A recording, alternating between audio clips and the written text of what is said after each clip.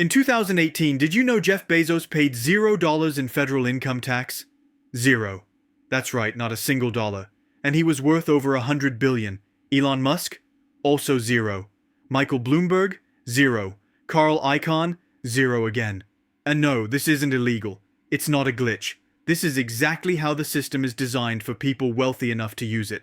Now, over the next 10 minutes, I'm going to show you exactly where billionaires hide their money, the countries and legal structures that let them pay nothing, while you're paying 20, 30, or even 40% in taxes. And here's the thing, it's going to make you angry. The truth is, it's not complicated. They just hide it behind fancy terms to make sure you don't ask questions, but by the end of this, you'll know exactly how they do it.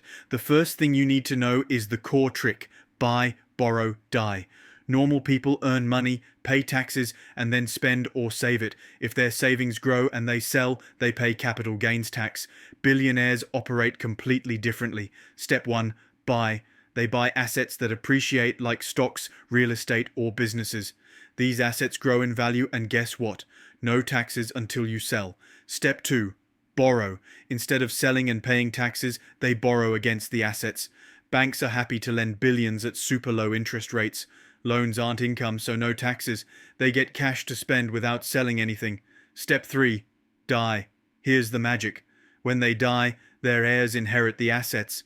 Inherited assets get a step up in basis, which means the heirs only pay taxes on the growth after inheritance. The original owner's lifetime gains, effectively erased, taxes deferred forever and then forgiven, and that's just the beginning. Let's talk about where they hide it. Delaware. Tiny state, less than 1 million residents, but home to over 1.5 million corporations. Why? Corporate-friendly laws. No state corporate income tax for businesses outside Delaware, and extreme privacy. A billionaire can create a Delaware LLC to own real estate or stocks. The LLC makes money, but if it's never distributed, there's no tax. Even better, they can borrow from their own LLC. Borrowing from yourself, not a taxable event. That's why so many major buildings in New York and LA are owned by anonymous Delaware LLCs, but the real action is offshore. The Cayman Islands. Population 65,000, but over 100,000 registered companies and trillions in banking deposits. Why? Zero corporate tax, zero income tax, zero capital gains tax, and full secrecy. A billionaire sets up a Cayman company. It owns investments or businesses. Profits flow there. Tax-free. They don't take a salary, they borrow from their own company, or the company pays business expenses, yacht, private jet, all business deductions, no personal income tax. Switzerland and Luxembourg are next. Switzerland has long been a haven for hidden wealth, though it's become slightly more regulated. Ultra-rich are moving to Luxembourg, small but the second largest investment fund center in the world. Companies move profits from high-tax countries through Luxembourg with minimal taxes, then to zero-tax havens like the Caymans. Apple, Google, and Amazon have all done this. In 2016, the Panama Papers leak revealed just how deep this goes. 11.5 million documents exposed presidents, prime ministers, and business leaders with offshore companies. Putin's associates had $2 billion hidden. Iceland's prime minister resigned. But most of it was technically legal. Shell companies layered across countries, each layer hiding the real owner.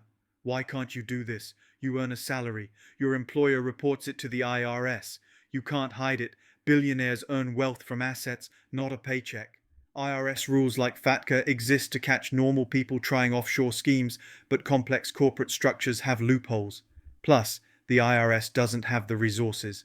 In 2021, 13% of taxpayers making under $25,000 were audited, but only 1% of those making over $10 million. Auditing a billionaire takes years, auditing a low-income person takes hours. The societal cost is huge. The Tax Justice Network estimates $427 billion in tax revenue lost globally every year. That's money that could fund infrastructure, education, or healthcare. It's a fundamental breakdown of the social contract. Two systems exist, one for people who work for money and another for people whose money works for them. So, there you have it.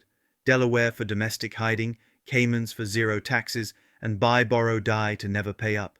It's not complicated, just hidden. Made you angry? Good, you should be.